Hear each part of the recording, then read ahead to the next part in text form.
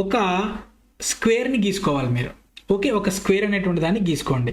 ఇక ఇప్పుడు ఈ స్క్వేర్ అనేటువంటి దాన్ని మీరు గీసిన తర్వాత దీన్ని 3/3 పార్ట్స్ చేయాలి. అంటే చాలా సింపుల్ అండి. ఏదైతే మనం లోషు గ్రిడ్ అనేటువంటిది గీస్తామో ఆ విధంగా అనమాట. సో దీనికి అవుట్లైనర్గా కూడా ఇంకొక గీత గీసుకోండి.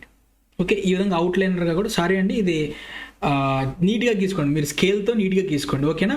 ఇప్పుడు మనం ఏం చేయాలంటే ఓకే, ఇలా చూడండి, దీన్ని కూడా నీట్గా ఒక 6 స్క్వేర్స్గా డివైడ్ చేసుకోండి.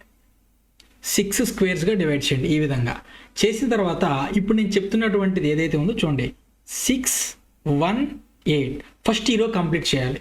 ఈ రో కంప్లీట్ చేసిన తర్వాత 7, 5, 3, తర్వాత 2, 9, 4. ఓకేనా.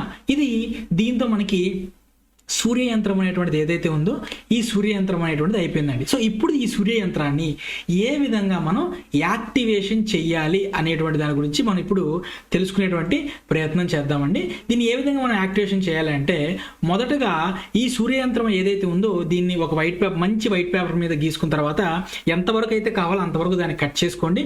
దీన్ని ఈ విధంగా మీ చేతి మీద పెట్టుకోండి. ఫస్ట్ దీనికి ఈ యంత్రం గీసేటప్పుడు పాటించవలసిన నియమాలు ఏంటో నేను చెప్తానండి. సో ఈ యంత్రం అనేటువంటి దాన్ని ఏ సండే అయినా సరే, అంటే ప్రతి ఆదివారం కూడా రవి హోరాలో మాత్రమే మనం గీయాలండి. గుర్తుపెట్టుకోండి, ఆదివారం రవి హోరాలో మాత్రమే దీన్ని గీయాలండి. అలానే దీన్ని గీసిన తర్వాత మనం నీట్గా శుభ్రంగా స్నానం చేసుకొని ఓకేనా, దేవునికి నీట్గా పుష్పాలు అవన్నీ చేసి పూజ చేసేసుకొని దీనికి మనం ఏం చేయాలంటే యంత్రం అనేటువంటి దాన్ని గీసుకొని ఈ విధంగా చేయి మీద పెట్టుకోండి.